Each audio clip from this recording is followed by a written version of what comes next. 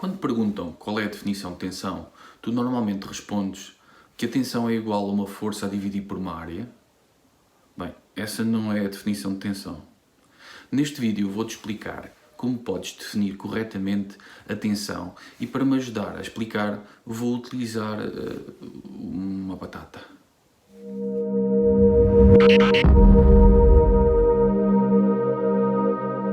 Olá, o meu nome é Luís Ferreira e este vídeo foi criado para ajudar todos aqueles que querem aprender ou têm dificuldade em compreender o conceito de tensão em 3 dimensões.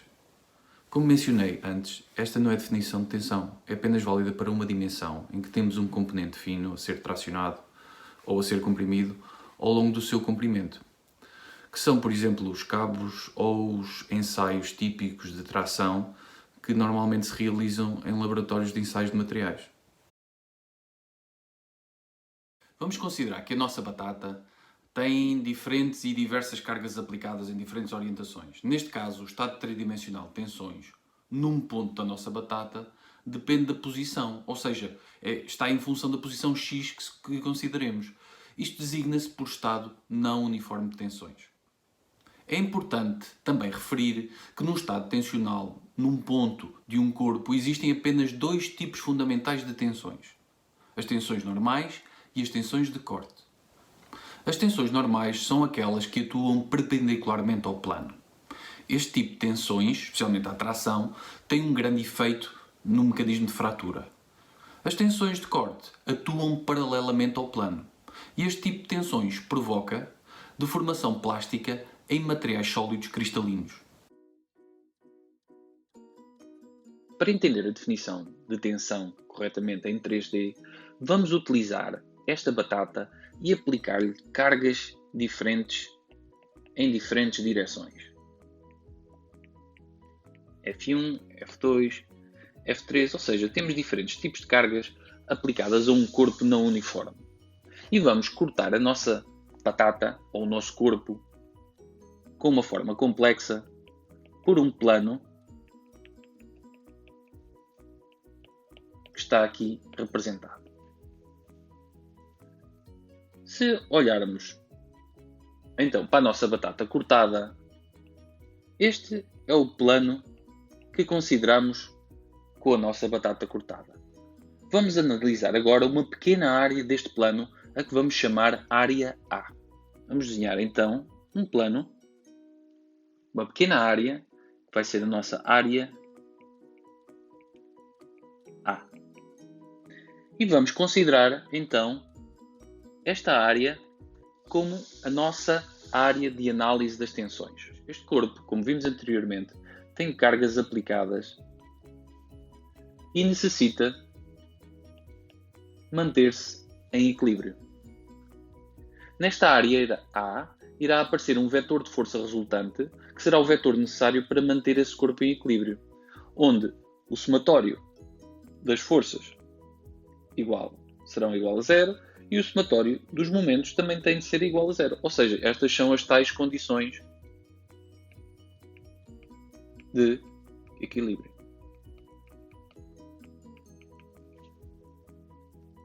Vamos então pegar nessa área A, maximizá-la e representar esse vetor de força resultante. Temos agora aqui uma pequena área do plano cortado do nosso corpo, ou seja, a área que nós chamamos área A. Vamos agora representar um vetor de força resultante necessário para manter o corpo em equilíbrio. E vamos chamar F. Vamos pôr aqui um tilde para identificá-lo como um vetor de força resultante. O seguinte passo será decompor esta força resultante nas suas componentes normais e tangenciais ao plano. Portanto, vamos agora então representar as nossas componentes normais, ou seja, Fn, e a componente tangencial, qual vamos chamar Ft.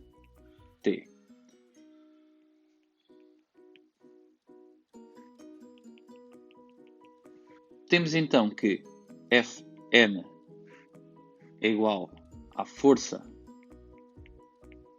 normal ao plano,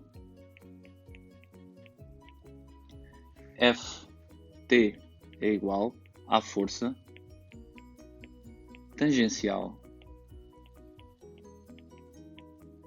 ao plano. E F vai ser igual ao vetor de força resultante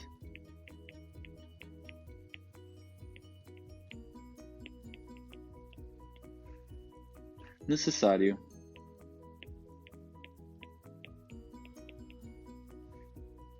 para manter o corpo em equilíbrio.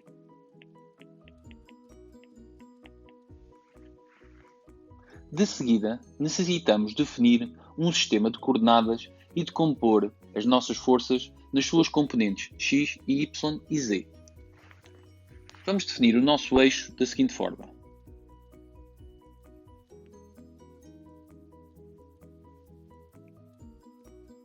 Sendo que este será o nosso eixo x, este o nosso eixo y e esse o nosso eixo z.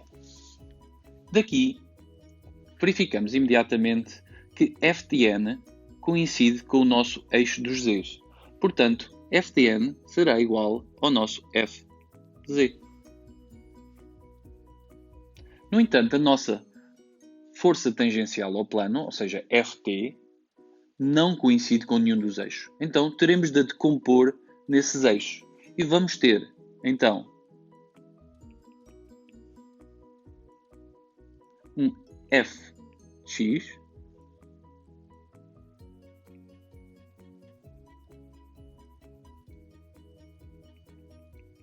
e uma força F de y. Ao definir este sistema de coordenadas cartesiano, definiram-se três componentes de tensões no plano. As três componentes são as seguintes. F de z a dividir pela área A, que será igual à nossa força normal ao plano, a dividir por A, que nós vamos chamar como a nossa tensão normal. Definimos também F de x a dividir por A e F de y a dividir por A, que são as nossas tensões de corda. A terminologia normalmente utilizada é representada por sigma, I, J, onde I é igual ao vetor normal ao plano que atua a tensão.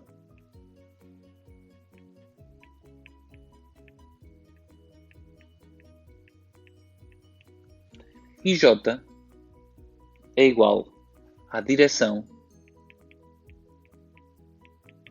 que atua a tensão. Para o caso de I ser igual a J, caso de uma tensão normal.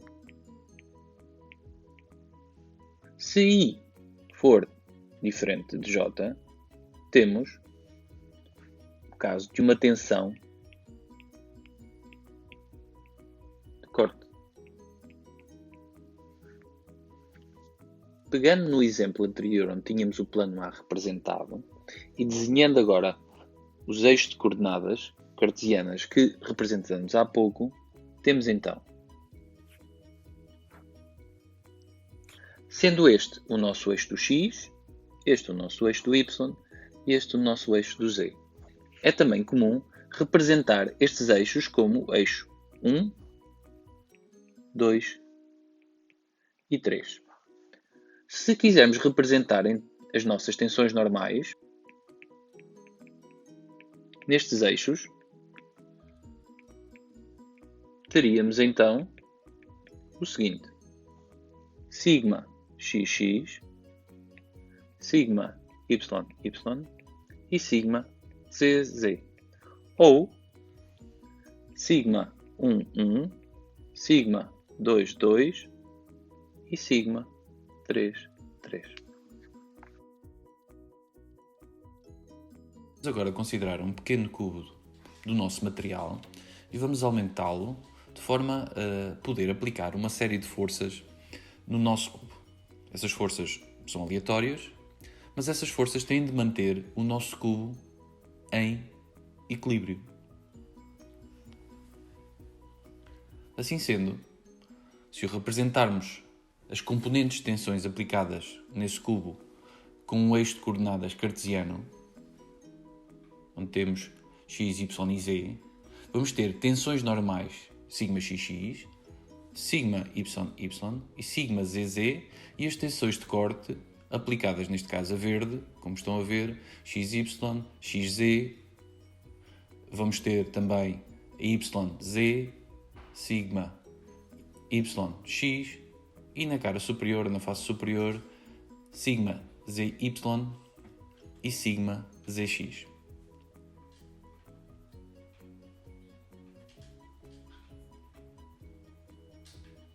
Ou seja, nós vamos ter 9 componentes de tensão, sendo que 3 são componentes normais e as restantes são componentes de tensão de corte. Ora, se nós pusermos isto na forma matricial e pusermos o nosso sigma em função da posição, vamos ter, então, que a nossa matriz vai ser representada desta forma. Sendo que estas tensões variam dependendo do ponto considerado no nosso corpo. E as tensões normais são sigma xx, sigma yy e sigma zz. Vamos agora considerar as forças a atuar no plano xy. Vamos ter as componentes normais sigma xx e sigma yy e vamos também ter as componentes de corte, a sigma yx, sigma xy, a aplicar nas faces ou nas dx, dy, visto que estamos a considerar que o nosso plano tem um comprimento dx, dy e uma espessura dz. Vamos então aplicar as condições de equilíbrio. E as condições de equilíbrio que se têm de verificar são em função das equações normais, somatório das forças igual a zero, somatório dos momentos igual a zero. E se aplicarmos essas condições de equilíbrio ao nosso ponto, o que nós vamos ver é que sigma yx será igual a sigma xy, da mesma maneira que sigma yz será igual a zy e assim por aí fora. Estas condições de equilíbrio têm forçosamente de se verificar, senão o nosso corpo não está em equilíbrio. Logo, o estado tensional num ponto vai-nos dar 6 componentes de tensão e a matriz vai ser a seguinte: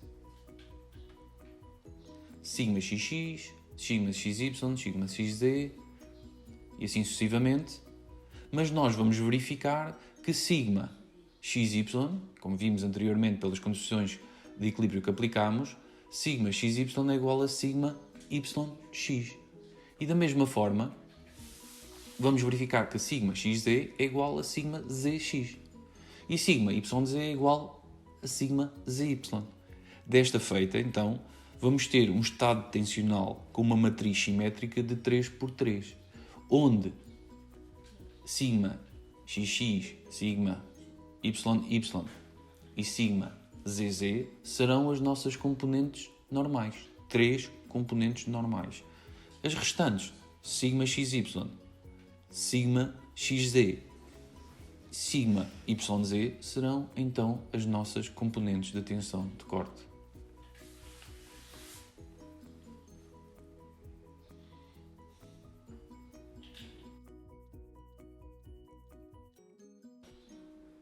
Vamos então agora pôr em prática tudo isto que aprendemos anteriormente com um simples exercício. O que se pretende é definir a matriz de tensão para 3 casos distintos. Ou seja, nós temos um provete, por assim dizer, com uma secção transversal constante circular com uma força aplicada a tração. E queremos ver qual seria a matriz de tensão para o caso em que os eixos de coordenadas são estas hipóteses que eu vos estou a escrever aqui, ou seja, posicionados em 3 diferentes orientações. Ora, para o primeiro caso, a nossa força está alinhada com o eixo dos Z's. Ou seja, a nossa matriz vai ter apenas uma tensão ou força aplicada no eixo do Z, ou seja, e essa força é uma componente normal. Significa que o único valor que irá aparecer na nossa matriz será o sigma ZZ, que será a força a dividir pela área da secção transversal. No caso do 2, neste caso é o eixo do Y que está a coincidir com o eixo da força aplicada. E mais uma vez é uma tensão normal. Sendo assim, a única componente que irá aparecer na nossa matriz será a componente normal, mas sigma e y.